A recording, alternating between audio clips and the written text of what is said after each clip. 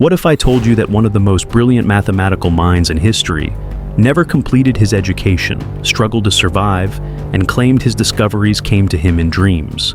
No clear methods, no step-by-step proofs, nothing that made sense to anyone else. And yet, somehow, it all worked. Even today, mathematicians are still trying to understand what he saw so clearly. This is the story of Srinivasa Ramanujan, a man whose mind didn't follow rules. It seemed to exist outside them. Ramanujan was born on December 22, 1887, in Erode, a small town in southern India. Nothing about his surroundings suggested anything extraordinary. A modest home, a simple family, a quiet life. His father worked long hours as a clerk, and his mother took care of the household.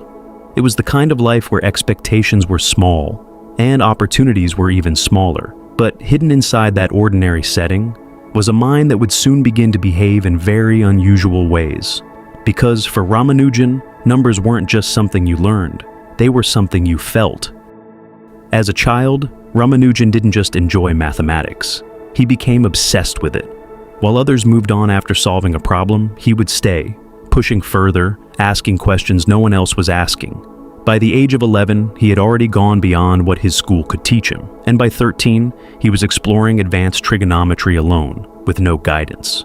But what made this unusual wasn't just his skill, it was the way he approached it. It didn't look like learning, it looked like discovery, as if he was uncovering something that already existed. But what no one realized at that time was, this was just the beginning. At 16, Ramanujan found a book that would quietly change the direction of his life. It was filled with thousands of mathematical results, but almost no explanations, just answers. For most people, that kind of book would feel incomplete, even frustrating. But for Ramanujan, it became something else entirely. It became a challenge, a doorway. He didn't just try to understand those results. He started extending them, reshaping them, even creating new ones. And slowly, his notebooks began to fill with ideas that no one around him could recognize. And this detail would later change everything about how people saw him. But outside of mathematics, things were falling apart. Ramanujan had no interest in other subjects, and the education system didn't reward that kind of focus. It punished it. He failed his exams, lost his scholarship, and eventually dropped out of college. To everyone else, it looked like failure, another student who couldn't keep up. But what no one realized was, he wasn't falling behind. He was moving in a completely different direction, one that the system simply wasn't built to understand. Without a degree, Ramanujan's life became uncertain. Finding work was difficult.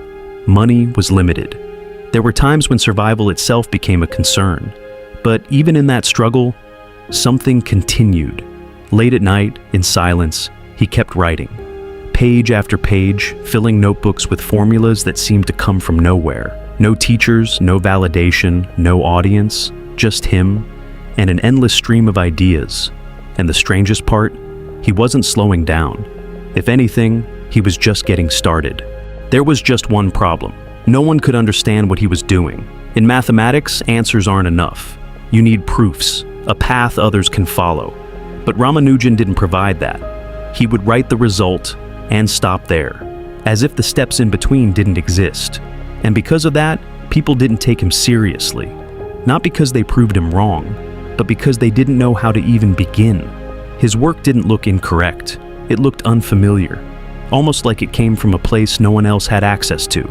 Then, in 1913, after years of being ignored, Ramanujan did something unexpected. He reached out. He sent a letter to a mathematician in England, G.H. Hardy. Inside were over 100 of his results. No explanations, no proofs, just pure, unexplained mathematics. At first glance, it could have been dismissed, just another strange submission. But something about it felt different. Something about those numbers demanded a second look. But what happened next made even experts question what they were looking at. When Hardy carefully reviewed the letter, his reaction wasn't immediate, but it was powerful. The more he looked, the more he realized. These weren't random ideas. They were deeply original, in some cases, completely new. Hardy later admitted that the formulas felt so advanced that they couldn't simply be made up. And in that moment, everything changed. For the first time, Someone wasn't confused by Ramanujan's work. They were convinced by it. At Cambridge, Ramanujan entered a world of structured thinking, rigorous proofs, and formal logic. But he didn't change. He couldn't. His process remained the same. He didn't build answers step by step. He arrived at them instantly, as if he was seeing the end before the beginning. He even claimed that many of his formulas came to him in dreams, not as calculations, but as complete ideas. And that raises a question that still hasn't been answered. Was this intuition, or something deeper? But while his mind continued to produce extraordinary work, his body began to fail. The environment in England didn't suit him. The food, the weather, the isolation, it all took a toll. Over time, his health declined, and eventually, he had no choice but to return to India. In 1920, at just 32 years old, Ramanujan passed away.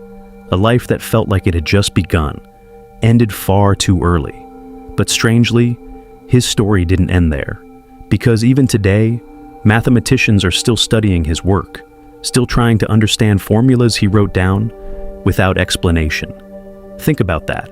A man with no formal training, no clear method, left behind ideas that are still being explored over a century later. So maybe the real question isn't whether Ramanujan was a genius. Maybe the real question is, what kind of mind sees answers without needing the steps in between? If you found this story interesting, make sure to like the video and subscribe for more deep, curious stories that challenge the way we understand the world. Because sometimes, the most fascinating minds don't make sense at all.